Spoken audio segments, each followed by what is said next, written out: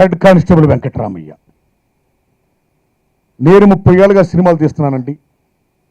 ఉద్యమకాడ, రైత, కూలియా, బడుగు బలహీన వర్గాల, కార్మికుడ, కర్షకుడ, లైక్ దట్ ఎన్నో వేషాలు వస్తున్నా.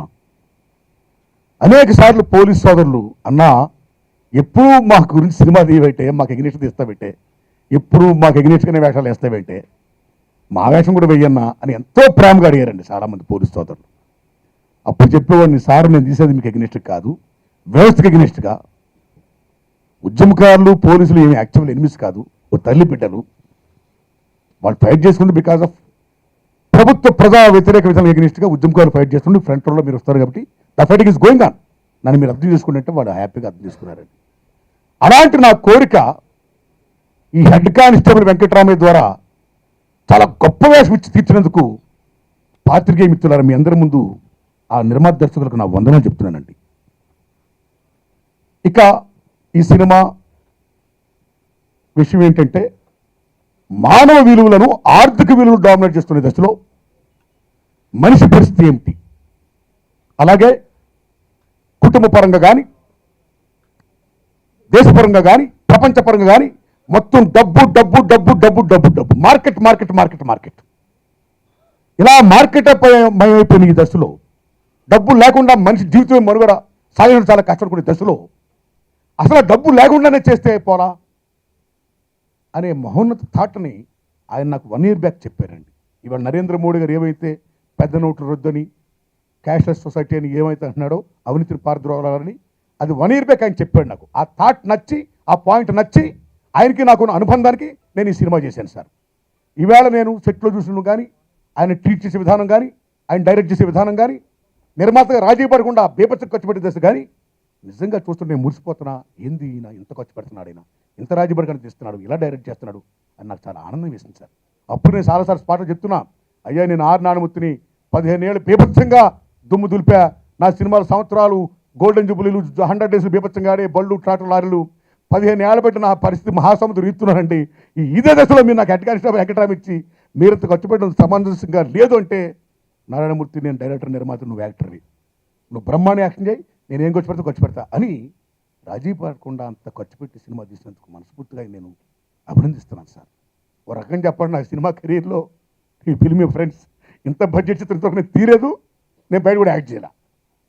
అలాగే 30 సినిమాలు తీస్తాను కానీ ఏనాడు నా సంక్రాంతి బరిలో నేను లేనండి. ఫస్ట్ టైం నేను రావడం అండి. అదే నేను సినిమా స్టార్ట్ చేసినప్పుడే సంక్రాంతి రిలీజ్ చేస్తున్న నానమూర్తి అని చెప్పాడండి ఆయన. కాబట్టి ఆయన డెడికేషన్కి అనుకున్న ప్రకారంగా సంక్రాంతి రిలీజ్ చేస్తున్నందుకు ఆయనకు వందనాలు చెప్తూ, నా పక్కన నటించిన మహాతల్లి, మహానటి జయసుధ గారికి థ్యాంక్స్ చెప్తున్నాను. ఎందుకంటే నేను సావిత్రి గారి అభిమాని, నేను మహానటి సావిత్రి గారు అంటే నాకు మామూలు ఇష్టం కదండి.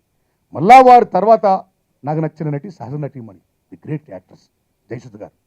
అలాంటి మహానటీమణి వీరు ఈ సినిమాలో నా కాంబినేషన్గా పెట్టడం వల్ల ఫ్యామిలీ డ్రామా, మెసేజ్ ఓరియంటెడ్తో పాటు అమోఘంగా బ్రహ్మాండంగా బండి దానికి కారణం నటినట్టు యొక్క సమ్మేళనం, ఆయన తీసుకున్న విధానం అంత బాగుందండి.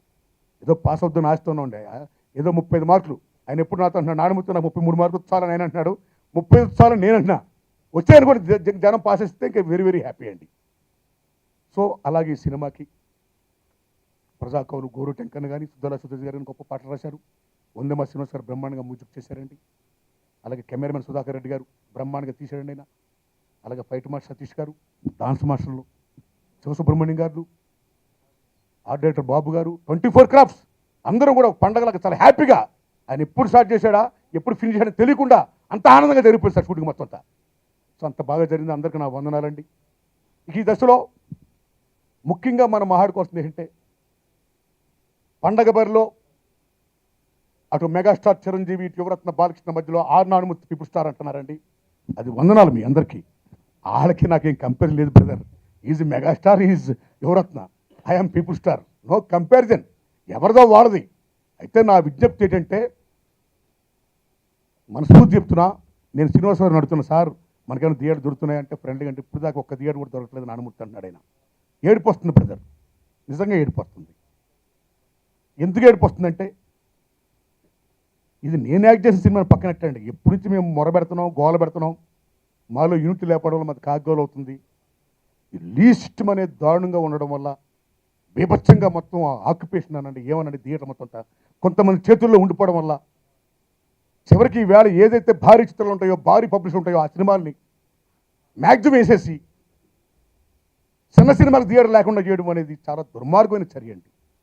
తెలుగు ఇండస్ట్రీలో ఫిల్మ్ ఛాంబర్లో రిజిస్టర్ అయ్యి సినిమా రిలీజ్ అయితే ఆ సినిమా రిలీజ్ అయినప్పుడు దాన్ని థియేటర్కి కల్పించాల్సిన బాధ్యత థియేటర్స్కి ఉంది, ఫిల్మ్ ఛాంబర్కి ఉంది, ప్రొడ్యూసర్ కౌన్సిల్కి ఉంది, గవర్నమెంట్కి ఉందండి.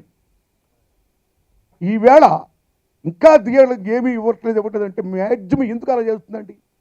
మ్యాక్సిమం లీజ్ తీసుకొని మ్యాక్సిమం రెంటల్ సిస్టమ్ పెంచేసి ఆక్యుపేషన్ మ్యాక్సిమం పెంచేసి బ్లాక్ టికెట్లు మ్యాక్సిమం అమ్మేసి క్రేజ్ని మొత్తం మూట కట్టుకొని ఇచ్చేయడం కోసం అన్ని థియేటర్లు వేసేస్తుంటే ఒకే సినిమా ఊళ్ళో ఉన్న 10 థియేటర్లు ఒక సినిమా పోతుంటే ఇంకో 5 థియేటర్ ఇంకో సినిమా పోతుంటే ఇంకా మాలాంటి సినిమాలు థియేటర్ ఎక్కడ దొరుకుతుంది చెప్పండి? ఇది చాలా దుర్మార్గం. ఎక్కడ ఇండస్ట్రీ పోతుందండి? ఎక్కడ where is competition? Cinema release అయితే కాంపిటీషన్ ఏంటో తెలిసేది. సో ఏంది దుర్మార్గం? పండగ సెలవులు భారీ సినిమాలే, వాళ్ళ సినిమాలే, అన్నీ ఉన్న వాళ్ళ సినిమాలే, క్రిస్మస్ హాలిడేస్ వాళ్ళ సినిమాలే, భారీ సినిమాలే, విజయదశమి హాలిడేస్ వాళ్ళకే, ఆ పబ్లిక్ హాలిడేస్ వాళ్ళకైతే సగటు సినిమా ఎప్పుడు? థియేటర్లో భారీ సినిమాలు లేనప్పుడు, పండుగల పబ్బలు లేనప్పుడు థియేటర్ ఫీడింగ్ కోసం చిన్న సినిమాలు డేట్స్ ఇస్తారా అండి? ఎంత దుర్మార్గం అండి, ఎంత దుర్మార్గం అండి ఇది. సో తెలుగు సినిమా అనేది స్టార్ట్ చేస్తే రిలీజ్ అవ్వాలి, రిలీజ్ అవ్వడం కోసం థియేటర్ కల్పించాలి. సక్సెస్ ఫెయిల్యూర్ ఎవరి చేతిలో ఉందండి? జనం చెప్పాలి. ముందు తల్లి బిడ్డని 9 మాసాలు మోసిన తర్వాత కనాలి. ఆ బిడ్డ ఖండం కోసం, ఆ పంచభూతాలు గాలి పేల్చడం కోసం అవకాశం ఇవ్వాలి. That is the film industry.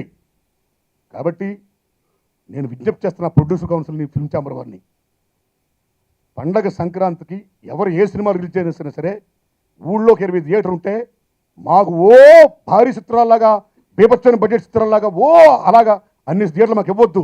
మాకు కనీసం మా సినిమా ఆడటం కోసం ఒక్క థియేటర్ని ఊరికి థియేటర్ని ఇవ్వండి. ఇవ్వాల్సిన బాధ్యత మీపై ఉంది, గవర్నమెంట్ పైన ఉంది. ఇది నా విజ్ఞప్తి. కాబట్టి దయించి మీరు థియేటర్ ప్రొవైడ్ చేయండి. మాకే కాదు, ఏ సినిమా రిలీజ్ అయినా సరే, తెలుగు సినిమాకు ముఖ్యంగా. ఏ తెలుగు ఇండస్ట్రీని నమ్ముకొని ఈవేళ మనందరం ఉన్నామో, ఏ 24 క్రాఫ్ట్స్ అయితే ఎలా ఉన్నాయో ఆడందరూ మనుగడ సాగించాలంటే ముందు తీసే సినిమా రిలీజ్ అవ్వాలి. ఆడద్దాడదని మన చేతుల్లో జనం చెప్తారు. అది ముందు లెట్ ఇట్ బి రిలీజ్. అవకాశం మీరు కల్పించాలి. అది ప్రొడ్యూసర్ కౌన్సిల్ బాధ్యత, అది ఫిల్మ్ ఛాంబర్ బాధ్యత, అది గవర్నమెంట్ బాధ్యత. ఆ దశలో పండగ రిలీజ్ అయ్యే అన్ని సినిమాలకు కూడా మేము భారీ చిత్రాలు కల్పించినట్టుగా మాకు 1200, 1000, 2000 అన్ని థియేటర్లు మాకెందుకండి? మాకు వచ్చే జనం మాకు వస్తారు, వాళ్ళు చూస్తే బాగుంటే మెచ్చుకుంటే మౌత్ రెస్పెక్ట్ అయ్యి సక్సెస్ అవుతుంది. అవకాశం కల్పించండి, ఊరికో థియేటర్ మాకు కల్పించండి. మలయాళ సినిమాలకి, సగటు సినిమాలకి బ్రతికించండి. అప్పుడే ఇండస్ట్రీ న్యాయంగా మీరు చూస్తున్నట్టు లెక్క. లేకపోతే కొంతమంది చేతుల్లో ఇండస్ట్రీ ఉంది. ప్రజాస్వామ్యం ఏ రకంగా అయితే అప్పుడు ఇంకా మహానుభావుడు చెప్పినట్టు to the people, for the people, for the people. మీకు తెలుసు కదా, to the people, for the people, by the people. అంత గొప్ప నిర్వచనం ప్రజల చేత, ప్రజల కొరకు, ప్రజల చేయ ఏర్పడ్డ ప్రజాస్వామ్యం ఈవేళ to the people, torch the people అవుతుంది, by the people, buying the people అవుతుంది, for the people, far our the people అవుతుంది. అలా కాకుండా ఇండస్ట్రీ అంటే కొద్ది మంది చేత, కొద్ది మంది కొరకు, కొద్ది మందిచే నడబడుతున్న ఇండస్ట్రీ కాకుండా ఇండస్ట్రీ అంటే అందరిది, అందరి కోసం నడబడుతున్నది అనే మాట నిజం కావాలంటే పండగ కానీ ఎప్పుడు కానీ ఎప్పుడు రిలీజ్ అయిన సినిమాలు కూడా దయించి థియేటర్ ఇప్పించి మాకు కూడా న్యాయం చేయాల్సిందిగా నేను విజ్ఞప్తి చేస్తున్నానండి. జయసుధ గారితో రొమాన్స్ ఎలా చేశారన్నాడు ఆయన. ఏ తమ్ముళ్ళు మహాతల్లి, మహానటి ఎన్టీ రామారావు గారితో నటించి, నాగేశ్వరరావు గారితో నటించి, శోభన్ బాబు గారితో, కృష్ణ గారితో, కృష్ణరాజు గారితో, ఎందరో శివాజీ గణేశన్ గారితో నటించిన మహానటి, మహాతల్లి. ఏమి నటిమని ఆవిడ రొమాన్స్ చేసింది ఏముండదు తమ్ముడు, ఓన్లీ యాక్షనే. ఓన్లీ డైరెక్టర్ గారు ఏం చెప్తారు, డాన్స్ మాస్టర్ ఏం చెప్తారు, చిన్న యాక్షనే. ఒక విషయం చెప్పాలి మీకు, ఎంత గొప్ప మహానటి అంటే, ఎంత సపోర్ట్ చేసే మహానటి అంటే, ఒక డ్యాన్స్ మూమెంట్లో ఆవిడ బుగ్గ నేను ఇలా కొట్టాలి. నాకు ఆవిడంటే చాలా అభిమానం, ఒక సార్ట్ ఆఫ్ ఎడోరేషన్, ఒక పవిత్ర భావం ఆవిడంటే. మహానటి సావిత్రి తర్వాత ఆ దశలో బుగ్గ కొట్టాలి, నేను బుగ్గ కొట్టలేకపోతున్నా. నేనేమో గట్టి కొడితే ఎక్కడ ఆవిడ ఏమన్నా కందిపోద్దామో, నాకు అసలు భయం వేస్తున్నావు రకంగా చెప్పాలంటే. ఇలా కొడతారంటే దీని ఏం తగులిపోద్దు అని కొంచెం మిస్ అవుతున్నా తమ్ముడు. 3 సార్లు మిస్ అయ్యానే, 3 సార్లు మిస్ అయ్యా. మిస్ అయినప్పుడు ఆ డాన్స్ మాస్టర్ గారు సాటిస్ఫై కావట్లేదు, డైరెక్టర్ గారు ఏం అడుగుతున్నారు నాలుగు తిక్కకుండా అంటున్నాడు ఆయన. ఏం కొడతాం మేడం మేడం గారు అంటున్నాను నేను.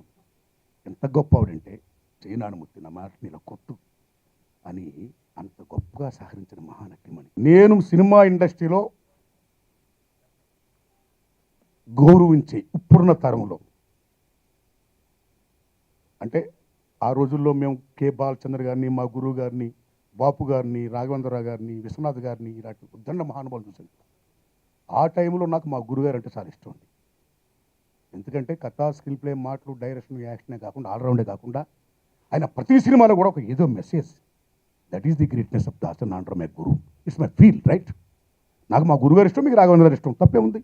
నాకు గోంగూర ఇష్టం, మీకు తోటకూర ఇష్టం. నా ఇష్టం మా గురువు గారు రైట్. ఇప్పుడున్న తరంలో నేను మరలా ఇప్పుడున్న తరంలో నేను లైక్ చేస్తే ఇవాళ రాజమౌళి గారు ప్రపంచపరంగా మన తెలుగు చలనచిత్ర యొక్క ఖ్యాతిని మార్కెట్ని పెంచిన మహానుభావుడైన రాజమౌళి గారు, మామూలు విషయం గారు, సెల్యూట్ టు హిమ్. అలా వివిఎన్ నాయక్ గారు ఏం సినిమా తీస్తారు, ఎంత గొప్పవాడైనా. ఎందరో మహానుభావులు ఉన్నారు ఇవాళ, ఒకళ్ళ ఇద్దరా. అయితే నాకు ఇప్పుడున్న యువతరంలో ఆ రోజుల్లో మా గురుగారిని ఎలా లైక్ చేసి ఉన్నాం, ఆహా ఏం చేస్తున్నాడని, అలాగే ఇవాళ పూరి జగన్నాథ్ గారు అంటే నాకు మహా ఇష్టం. ఎందుకు మహా ఇష్టం అంటే ఆయన కథా స్క్రీన్ ప్లే, డైరెక్షన్, యాక్షనే కాకుండా పలానా టైంలో నేను సినిమా స్టార్ట్ చేస్తున్నాను, పలానా టైంలో నేను రిలీజ్ చేస్తాను అని ఫాట్ హిట్లు కొట్టే అనన్య సామాన్యమైన ప్రతిభ పాఠవాలున్న దర్శకుడు పూరి జగన్నాథ్. ఏ సినిమా ఒక మెసేజ్ తీసుకుంటాడు ఆయన, నాకు బాగా ఇష్టమైన. సో అలాంటివి అయిన నా మీద ఉన్న అభిమానంతో ఆ టెంపర్ సినిమాలో గొప్ప వేషం నాకు ఆఫర్ చేశారు ఆయన. అయితే మీకు ఈ విషయం చెప్పాలి మిత్రులారా, నేను జూనియర్ ఆర్టిస్ట్ నుంచి వచ్చినాను. నేను జూనియర్ ఆర్టిస్ట్ నుంచి మా గురుగారి దేవల్ల ఒక హీరో సినిమాలో హీరో వేషం, ఇంకో మంచి సినిమాలో వేషం కానీ నేను బిజీ కాల. మళ్ళా అనేక స్ట్రగుల్స్ మళ్ళీ ఏమైపోతుంది నా బతుకున్నప్పుడు, నేను హీరో అవ్వాలంటే నేనే డైరెక్టర్ అవ్వాలి, నేనే డైరెక్టర్ అవ్వాలంటే నేనే ప్రొడ్యూసర్ అవ్వాలి. నాకు నేనుగా అర్ధరాసు సొంత తీసుకొని ఇంతవరకు ఇలా వచ్చిన వాడిని. నేను ఇలాగ వచ్చిన వాడిని నేను బయట సినిమాలు చేయను. చేశానంటే ఆ సినిమా నా మీద ఉండాలి. I don't want go back again. నేను సబ్బు వేషాలు లేను. నేను జూనియర్ ఆర్టిస్ట్ వచ్చిన సబ్బులు ఇప్పుడు చూస్తాను, మళ్ళీ చూడదలుచుకోలే. కాబట్టి పూరి జగన్నాథ్ గారికి, ఎన్టీఆర్ గారికి మనస్ఫూర్తి దండం పెట్టారు. జగన్నాథ్ గారు గొప్ప వేషాలు నాకు ఇస్తూ నాకు హెల్ప్ చేయాలని మీరు ఇస్తున్నారండి, నాకు తెలుస్తుంది, మీకు నా ధన్యవాదాలు. కానీ నేను సబ్బలేనండి, నన్ను ఇలా వదిలేయండి. నా ఏముంటుంది, నా రాజ్యాన్ని నేను రాజుని. నువ్వు పంచపక్ష పరమాలు తింటావు, తినబ్బా, నేను గెంజితో హ్యాపీగా తాగుంటా. నువ్వు ఏసీ గదిలో పడుకో హ్యాపీగా, ఏసీ దాని వాట్, నేను చెట్టు కింద హ్యాపీ కాలేజ్ పడుకుంటా. Because to my Kingdom I'm a king, I want be like this అని వారు చెప్పి దండం పెట్టా. నన్ను చాలా చదువుతూ అర్థం చేసుకున్నారు. But in this film I'm the hero, head constable Venkataramayya. చేస్తా. ఎవరైతే నాతో ఆంటోనీ క్వీన్ ఉమర్ ముక్తాదా చేస్తారో చేస్తా. ఎవరైతే నాతో శంకరాభరణం స్వామి గారు వేషిస్తారో చేస్తా. నాకు నచ్చితే నేనే హీరోని చేస్తా, అలా చేయను. Then what's wrong, I don't know what's wrong. అంతకంటే ఏ కాదు లేదమ్మా. తమ్ముడు విను, చిన్న తమ్ముడు, ఇలాంటి ఫిట్టింగ్లు పెట్టుకు నువ్వు. మానవ జీవితమే ఎవడ ఉనికి కోసం చేసే ఫైట్. సో నా ఉనికి నాదబ్బా, ఏందబ్బా, నాకు హ్యాపీగా ఉండాలి. 30 ఏళ్ళ బట్టి ఇలాగ వస్తున్నాను నేను, ట్రెండ్ సెటర్ అనిపించుకున్నాను నేను. బళ్ళు, ట్రాక్టర్లు, లారీలతో పాటు మొత్తం సినిమాలు బీభత్సం చేస్తున్నాను నేను. ఇవాళ మళ్ళీ ఎగైన్ బ్యాక్కి వెళ్ళాలా నేను? Not necessary. I want be like this. Thanks a lot right. ఓ హెడ్ కానిస్టేబుల్ వెంకటరామయ్య లాగా, ఓ జవాన్ లాగా, ఓ ప్యూన్, అటెండర్, ఓ రైతు, కులవృత్తులు వాళ్ళు, అట్టడుగు వర్గాల వారు, ఓ డిఫరెంట్ క్యారెక్టర్స్ ఏమున్నాయో, సత్కాల శక్తిలో చలం గారు చేసినట్టు, మట్లో మాణిక్యులు చలం గారు చేసినట్టు, మూగ మనసులు ఎక్కడ నాగేశ్వరరావు చేసినట్టు, ఆత్మబంధువులు ఎన్టీ రామారావు గారు చేసినట్టు, దంగల్లో అమీర్ ఖాన్ చేసినట్టు, అలాంటి వేషాలు ఎవరైనా నాకు ఇస్తే, నాకు నచ్చితే తప్పకుండా చేస్తానన్నా.